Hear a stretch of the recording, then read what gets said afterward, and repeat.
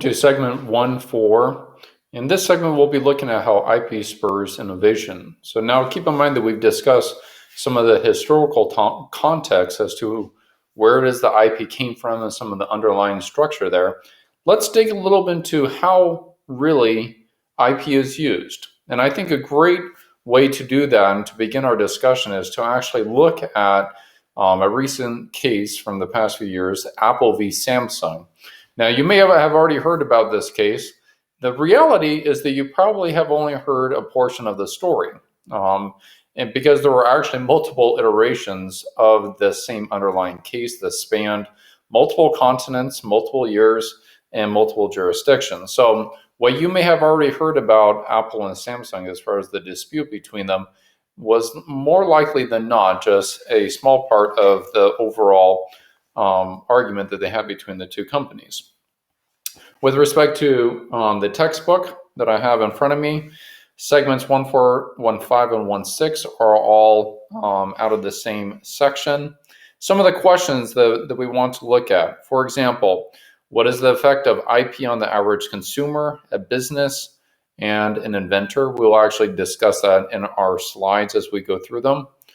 Although IP rights are geographically constrained, and that again harks back to our last discussion as far as IP rights are limited by geography, how do some companies game the system internationally in asserting IP rights? That is another topic that we will expressly cover in some of the slides, and which was covered in the reading expressly as well. I do want to spend just 1 second on the third question. If one asserts IP rights, will they always be labeled a patent troll? And to a certain extent, for those of you that are not aware, let's start first off of what is a patent troll. And there is, in fact, a discussion later on, I believe in chapter 6 or 7, module 6 or 7, that discusses monetization type efforts. A patent troll is a pejorative type term that essentially indicates one who holds onto a patent, does not actually practice the patent, but will prevent others from actually either using the patent, or on the flip side, will force others to take a license to the patent in order to be able to use it. So a very clear example, let's say that you have a patent on making a widget, let's say it's wheels, and you never make any wheels, but there's a competitor or other companies that are making wheels, and you would go to them and say, I have a patent, I have a right over this invention and process that you are using, and you need to give me a license in order to be able to use that right. Now, there's a lot of philosophical and theoretical discussions as to, well, if you do not actually even use the patent, why should you, in fact, even have rights to it? Now, this goes back to a little bit of our discussion from before as far as if there is a benefit that is conferred from an individual or entity to a society, we want to not only encourage, give incentives, protect the benefit and the inventor or the originator of whatever that benefit is, but there are no necessarily strings attached or requirements to the person actually using the benefit. In other words, if you come up with the greatest way of how to get from here to the moon, and you never even go to the moon, but you enable others to go to the moon, well, it would logically make sense that you should be able to derive some benefit from assisting others from getting from A to B. But to go back to the question, if one asserts IP rights, will they always be labeled a patent troll? And the answer is, in many things in law, it depends. And it depends largely on the context of the market, the context of the environment. So in today's environment right now, if you assert a patent, generally speaking, you will be labeled a patent troll. Now, that wasn't necessarily the case if you went back 10 years ago.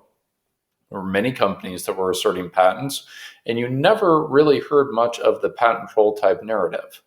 But nowadays, even if it is an operating company, they, to a certain extent, may also be labeled a patent troll. So anybody that asserts rights in today's market may, in fact, be slapped with that label. But again, tomorrow we may awaken and the environment may be a little bit different, and that may not necessarily be the case. So again, it depends a little bit on the context of the market and the environment. What are some of the strategies Apple and or Samsung use? And that is, in fact, another express question that we will discuss as we go through the slides.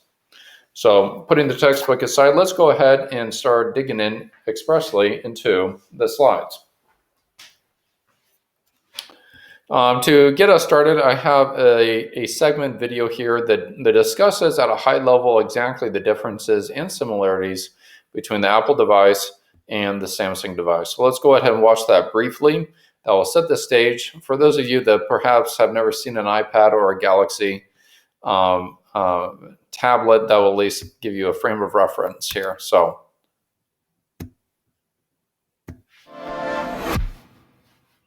A judge in Germany ruled that these two tablet computers, the Apple iPad and the Samsung Galaxy Tab, are so similar that the Galaxy Tab shouldn't be allowed to be sold across all of Europe except the Netherlands. Apple won an injunction preventing sales and marketing of Samsung's flagship tablet computer. Let's have a look at how similar the two products actually are. You can see that they're both a similar shape. The details, they do start to look very similar initially as well. This is how the iPad charges. Slim dock that looks remarkably similar to this slim dock that the Galaxy Tab uses.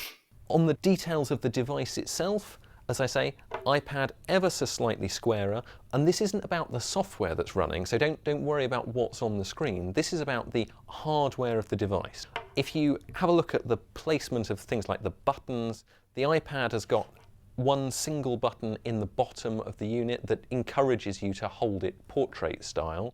The Galaxy Tab, it's got 3 buttons, an on and an off button, and a volume control. That means that you can turn it on or off whether it's in portrait mode as it is now, or they're quite accessible when it's in landscape mode as well. Elsewhere, hardware-wise, iPad's got slightly better battery life in general usage. The Galaxy Tab, turn it over, as I said, slightly thinner, slightly different shape. You can see this has got a rim running all the way around the edge. iPad, a single solid back. It's pretty easy to see why a German judge in a preliminary judgment did think that these two devices are very similar indeed. There are 2 pieces of background, though, that are going to be crucially important for the future as far as consumers are concerned. Firstly, Apple is one of Samsung's biggest customers. $5 billion comes from Apple to Samsung for the production of the iPad, and there are other commercial relationships between these two. That relationship surely going to be looking very frosty in light of this European decision. The other thing, this isn't really about Samsung and Apple. In truth, this is about Apple and Google, because Apple make iOS, that's their tablet software. Google make Android, which is the software that runs the Galaxy Tab and a host of others. It's that battle for the control of the desktop, just as Windows used to control the desktop of the PC, that is really going to be the most important over the coming years. It remains to be seen, though, whether it's a battle that will be settled in court or it's a battle that will be made up by consumers buying one device or another on the high street. All right, so we have a little bit of a foundation now as far as what is going on between Apple and Samsung. Now, the Samsung v. Apple case is really unlike many other patent cases that actually make it to a jury type trial. We'll go over as to why does this case in particular is a bit peculiar and unlike many of the other cases out there. So we'll look at general perception of patents. We'll look at this case from the point of view of having international type significance. Litigation considerations that went into effect. Again, that goes back to some of the questions that were in the textbook. And then we'll look at 3 different effects. Effect on the consumer, effect on invention, and effect on the patent industry globally. So with respect to the first one, general perception. Now, reporters have actually indicated that this case in particular was and is the patent trial of the century. Now, I find that very interesting. The patent trial of the century. Going back the last 100 years, there has been significant, and I mean significant, developments in the patent field. So to say that this case actually is the patent trial of the century is quite the almost absurd comment and position, just because there is a wealth of advancements that have occurred within patent law in particular. Now, let's talk about why it is that they may have come to some of this conclusion of being the patent trial of the century.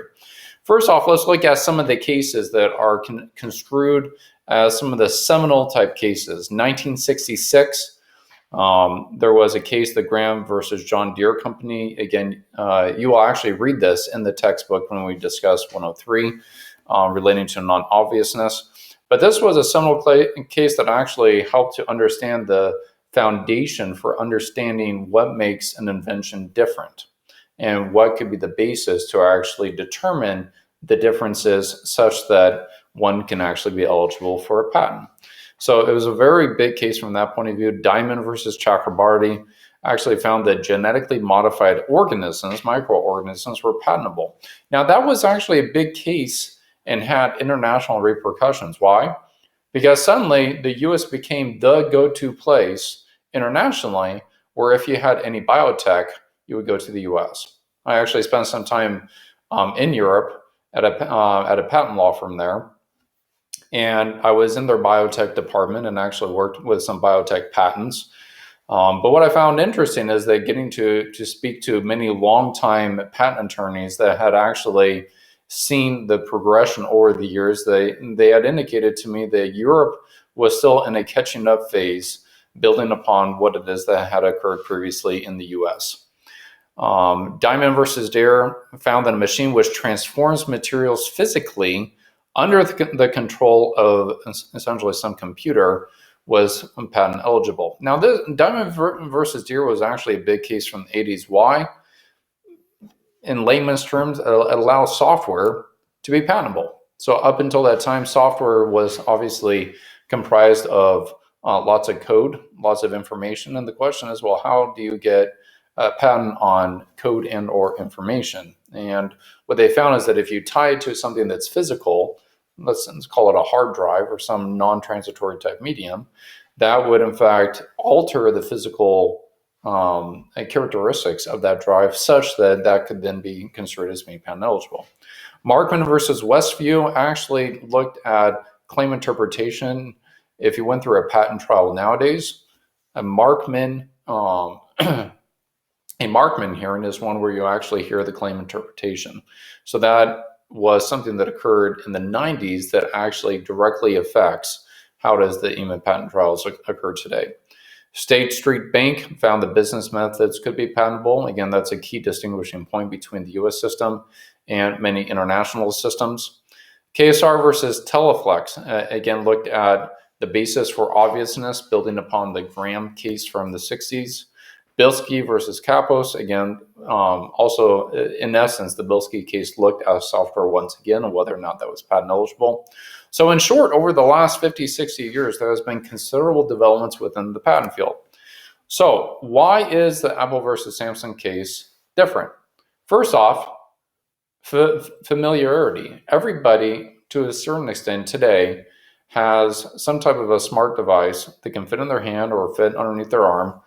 And it's something that almost everyone can relate to. So the technology has really gone from being something that is abstract. I mean, when you talk about a non-transitory medium, a lot of people don't even know what it is you're talking about. So, but a smartphone, yes. An iPhone, yes. And those are things that people actually see. And that leads to greater both interest and scrutiny on behalf of the public in general. This emphasizes the concept of having an everyday juror. And what I mean by that is the jury panel is comprised of normal everyday people like you and me. And typically speaking, that jury goes in and they have to face the hard task of trying to interpret this almost language that's in a different language. That's almost how patents seem to feel to a lot of people. And they are responsible to go in and actually try to understand what it's talking about and then to make the determination whether or not infringement has even occurred. But in the case of Apple v. Samsung, this is technology that a lot of people can actually understand. And I do not mean to suggest that they do not and cannot understand the other stuff. It just is simply a level of complexity that is not quite as much as it is otherwise. Secondly, or not secondly, but another point is just simply the high damages that is garnering the attention of many whenever you have damages that exceed $1 billion, that is definitely at a minimum going to catch the interest of many people. Now, the interesting part is that if we look at that last point, having damages in excess of $1 billion, you may say, well, that's a lot of damages. And you'd be correct. That being said, though, during this time frame, the damages amount that was found in the Apple v. Samsung case was actually not the largest amount during that time frame. It was actually a case by university, Carnegie Mellon, against Marvell Technology that ended up being $1.17 billion. So that was actually the largest case of the year during this time frame. Apple v. Samsung came in at 1.05 billion.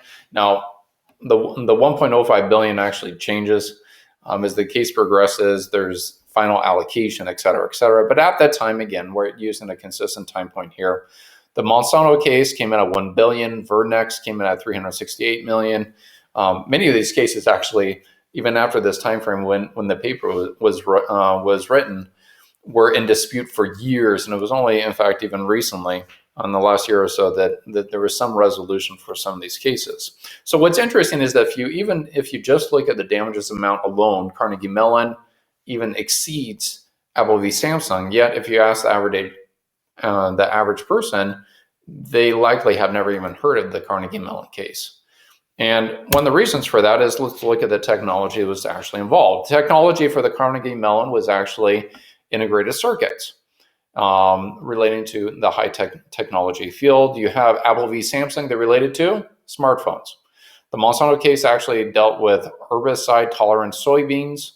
Now, if you're in the farming industry, that was a very big case, very, very big case. It was making headlines all throughout the farming industry. But in the general public, it was not quite as well covered. The Vernex versus Cisco case, that's a virtual private network, a little bit more techie geeky. So the reality is that when you compare and contrast all these high-profile type cases, the Apple v. Samsung case is one of the few with this high dollar amount that the average person can actually relate to. So the conclusion from looking and comparing at these different cases is that the closer the technology of the patent is that actually relates to the general public, in the end, the greater the probability that the case will generate interest. And that's the conclusion at looking at all these cases. That's one of the reasons why it is Apple v. Samsung garnered such attention. Why? The technology actually related directly to the general public, and thus the probability of the case was able to generate considerable interest. Now, consider as well the market, consider the level of public interest. So what I mean by that is that the market that, for example, is being segmented here, we looked at the last one, the market target, high technology, smartphone, farming, high technology. So if you're in the high technology space, you probably are likely aware of the Carnegie Mellon and the Vernex case. Those, again, were making the rounds within those particular niches. Apple, the Monsanto case, as I indicated, was very popular within the farming type industry. The Apple v. Samsung, on the other hand, the market that it was being targeted, smartphone, would almost apply to any person in America, and for that matter, almost anyone in the world. Consider the level of public interest, social media type interaction as well, that within the ability to promulgate ideas at a widespread type level, obviously the wider the market, the more individuals are talking about it. In like manner, the greater the interest can actually occur based off of that. Namely, more people are talking would cause greater ramifications and or effect, namely interest. So in short, general perception of the Apple v. Samsung case was a bit unlike any of the other cases.